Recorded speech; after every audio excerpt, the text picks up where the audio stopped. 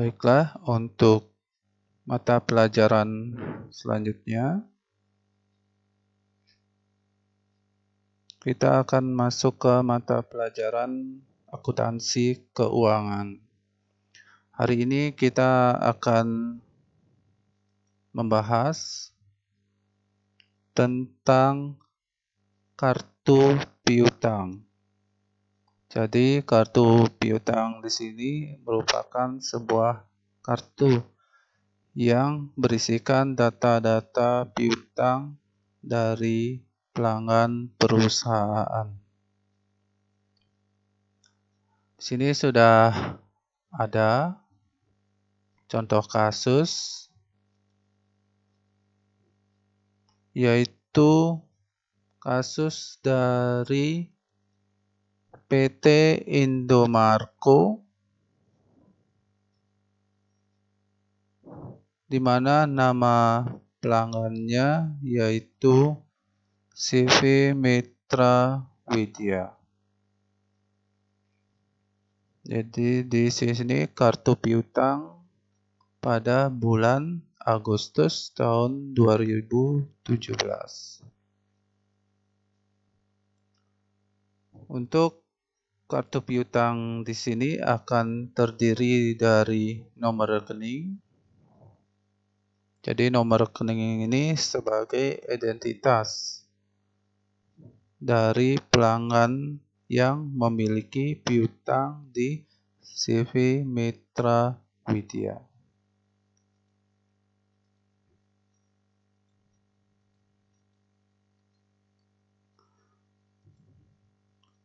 Kita isi nomor rekeningnya, misalnya 451. Lalu diisi nama pelanggan dari CV Mitra Widya. Maaf, pelanggan dari PT Indomarko. Jadi nama pelanggannya yaitu CV Mitra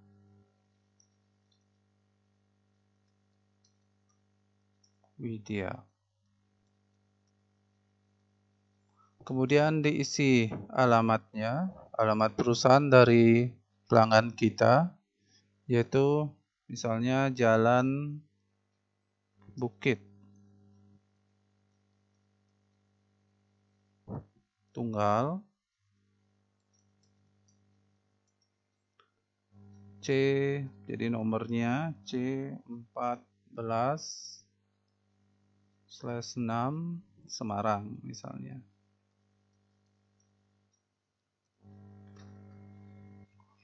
Kemudian diisi lembar ke. Jadi jika cuma satu lembar aja, jadi dikosongkan saja. Namun jika lebih dari satu lembar baru diisi berapa banyak lembar tagihannya. Karena di sini kasusnya cuma satu lembar, jadi dikosongkan saja. Lalu ada syarat. Jadi syarat di sini adalah termin penjualannya. Jadi di sini Bapak tidak isi syaratnya. Kemudian batas kredit. Jadi batas kredit di sini adalah batas penggunaan piutang yang boleh digunakan oleh CV Mitra Widya sebagai customer dari PT Indomarko-nya. Jadi di sini misalnya Bapak isi 20 juta.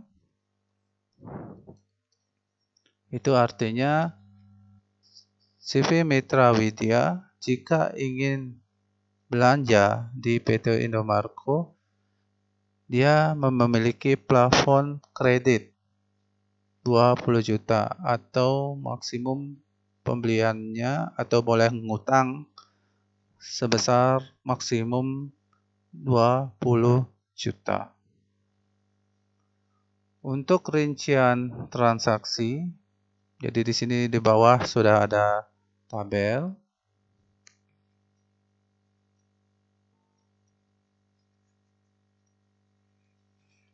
Tabel di sini akan menggambarkan transaksi-transaksi yang dilakukan oleh CV Mitra Widya. Jadi Indomaret atau bisa dikatakan merupakan rincian transaksi penjualan secara kredit dari PT Indomaret, di mana nama pelanggannya yaitu CV Mitra Widya. Misalnya tanggal 2, di mana CV Mitra Widya ini sudah memiliki piutang di Indomaret bulan sebelumnya, yaitu sebesar 5 juta. Jadi kita di sini isi keterangan yaitu saldo, kemudian ditaruh sebelah debit pada kolom saldonya 5 juta. Kemudian tanggal 4 misalnya CV Mitra Widya membeli barang di PT Indomaret secara kredit. Berarti PT Indomaret-nya melakukan penjualan secara kredit. Ya. Misalkan pada saat membeli di PT Indomaret, PT Indomaret-nya mengeluarkan faktur nomor 101. Jadi adalah faktur di sini merupakan bukti adanya transaksi. Namun transaksi di sini adalah transaksi penjualan secara kredit. Ya. Misalnya PT Indomaret di sini menjual produknya ke CV Mitra Widya secara kredit, di mana jumlahnya sebesar 8,5 juta. Untuk di kredit kita kosongkan. Nah, kenapa di debit? Kenapa tidak di kredit? Ya. Untuk piutang, jika bertambah, dia akan berada di sebelah debit. Namun jika customer-nya membayar angsuran atau pelunasan utangnya, maka dia akan berada di sebelah kredit. Nah, untuk di saldo di sini, karena ada penambahan transaksi penjualan secara kredit, maka 5 juta ditambah 8,5 juta. Jadinya 13.500.000. Kemudian tanggal berikutnya, tanggal 6.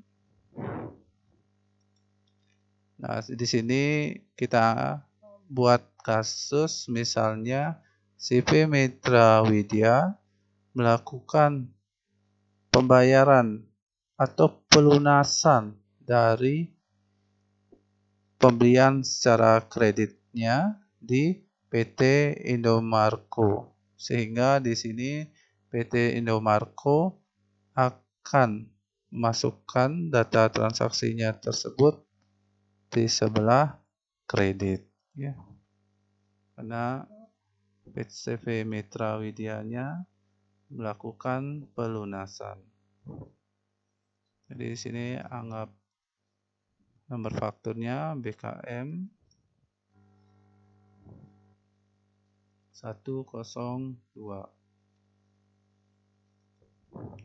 Debitnya dikosongkan. Lalu di kreditnya kita masukkan 13.500.000. Nah, artinya di sini CV Mitra Widyanya melakukan pelunasan piutangnya. Sehingga pada saldo sebelah debit akan menjadi 0. Nah, kenapa 0? Karena Jumlah saldo pada tanggal 4/11 sebesar 13.500.000, kemudian dikurangi pelunasan piutang dari CV Mitra Widya sebesar 13.500.000, maka dikurangi saja 13.500.000 dikurangi 13.500.000, jadinya 0. Jadi saldonya 0. Berarti CV Mitra Widya per tanggal 6 Agustus 2017 tidak memiliki piutang di PT Indomarko.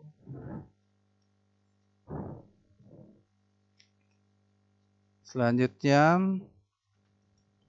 tanggal 10. Misalkan di sini PT Mitra Widya melakukan pembelian secara kredit lagi di PT Indomarko. Di sini Bapak isi nomor fakturnya nomor 102.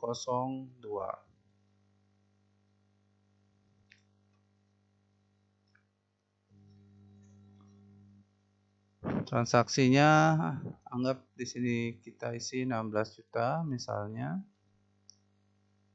Kreditnya 0. Ingat di debit karena CV Mitra Widyanya melakukan transaksi pembelian secara kredit. Itu di mata pelanggan. Namun di mata perusahaan PT Indomarko melakukan penjualan secara kredit. Jadi berapa saldonya sebelah debit? Jadinya 0 ditambah 16 juta. Jadinya saldonya adalah 16 juta. Kemudian tanggal 15 misalnya. CV Mitra Widya melakukan pembayaran angsuran. Jadi dia mencicil piutangnya sebesar 10 juta. Jadi di sini Bapak isi nomor fakturnya, misalnya BKM 125. Sebelah debit 0, sebelah kredit 10 juta.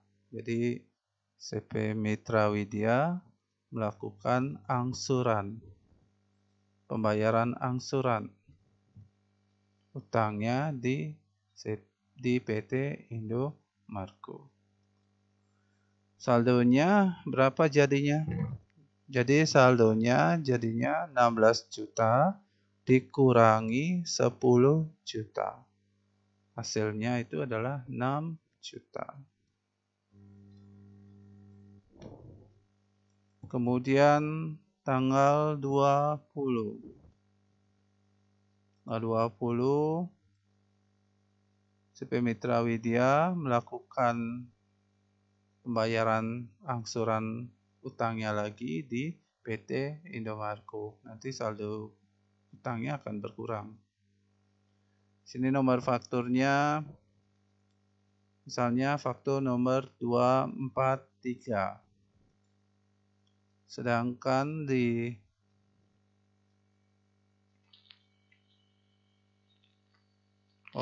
misalnya tanggal 20 di sini CV Mitra Widyanya melakukan transaksi lagi, pembelian secara kredit di PT Indomarko, misalnya 7 juta.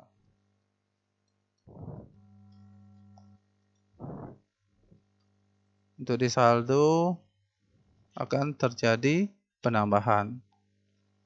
Nanti lihat saja jika sebelah debit maka saldonya akan bertambah, jika sebelah kredit akan berkurang.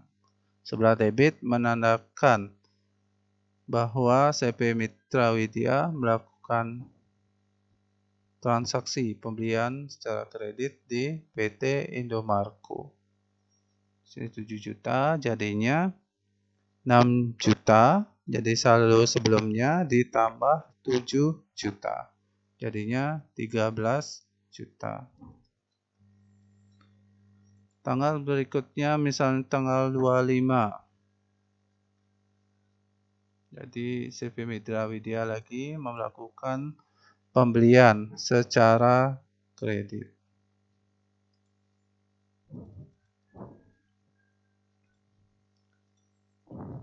Nomor fakturnya 104. Transaksinya itu sebesar 5 juta. Sehingga saldonya 13 juta ditambah 5 juta. Hasilnya 18 juta. Kemudian tanggal 27.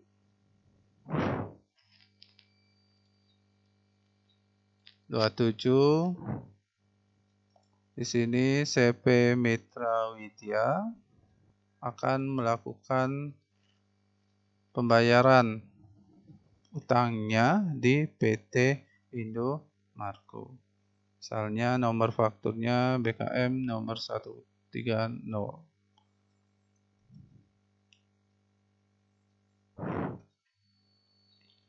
Jadi nanti nominalnya ditaruh sebelah kredit. Karena CV Mitra Widyanya melakukan angsuran atau mencicil utangnya di PT Indomarko atas transaksi pembeliannya secara kredit di PT Indomarko. Jadi 18 juta dikurangi 12 juta menjadi 6 juta. Dan untuk transaksi terakhir yaitu tanggal 29 di mana CV Mitra Widya kembali melakukan pembelian secara kredit di PT Indomarko-nya sebesar misalnya 5 juta. Kreditnya 0 sehingga di saldo sebelah debit 6 juta ditambah 5 juta. Jadinya 11 juta. Nah, ini saldo akhir dari saldo akhir piutang dari CV Mitra Widya. Dia memiliki utang di PT Indomarko sebesar 11 juta. Nah, setelah kita membuat kartu piutangnya, selanjutnya kita akan membuat surat konfirmasi piutang akhir bulan. Jadi surat konfirmasi ini merupakan surat yang memberikan informasi kepada Indomarko bahwa dia memiliki piutang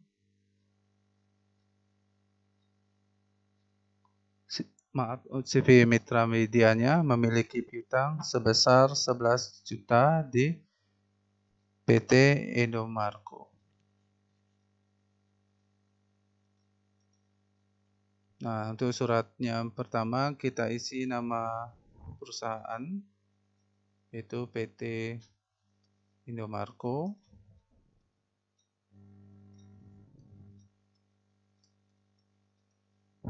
Kemudian diisi tanggal, tempat, dan tanggal surat dibuat. Misalnya Semarang tanggal 1 September 2017. Kemudian diisi judul dari suratnya, yaitu surat konfirmasi piutang.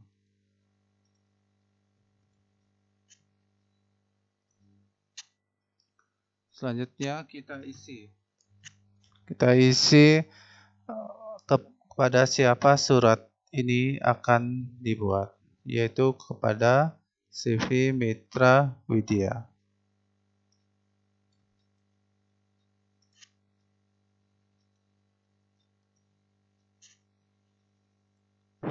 Selanjutnya Selanjutnya kita isi kata pembuka. Misalkan kata pembukanya berikut ini, kami sampaikan catatan mengenai kewajiban Anda kepada kami per 31 Agustus 2017. Apabila terdapat ketidaksesuaian, mohon menghubungi staf kami, yaitu Saudara Hani dengan nomor telepon 024 740 50397. Nah, sehingga kita ketik dulu. Seperti ini. Berikut ini dan seterusnya itu ya. Selanjutnya kita isi rincian saldonya. Saldo piutang dari CV Mitra Widyanya.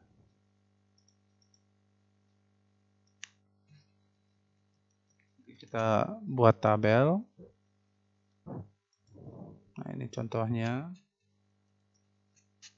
Ada tanggal, keterangan, referensi, mutasi, dan saldo. Jadi tabel sama seperti kartu piutangnya. Tetapi di sini kita isi saldo saja. Yaitu saldo akhir dari CV Mitra Widyanya. Selanjutnya diisi kata penutup dan nama pimpinan perusahaan. Ya, demikian pemberitahuan dari kami. Terima kasih gitu misalnya ya. Hormat kami, nanti diisi nama pimpinannya. Nah, ini sebuah contoh dari surat konfirmasi piutang. Baiklah, demikian penjelasan Bapak mengenai pembuatan kasus pembuatan surat konfirmasi piutang pada akhir bulan. Demikian yang dapat Bapak sampaikan. Terima kasih atas perhatiannya dan selamat pagi.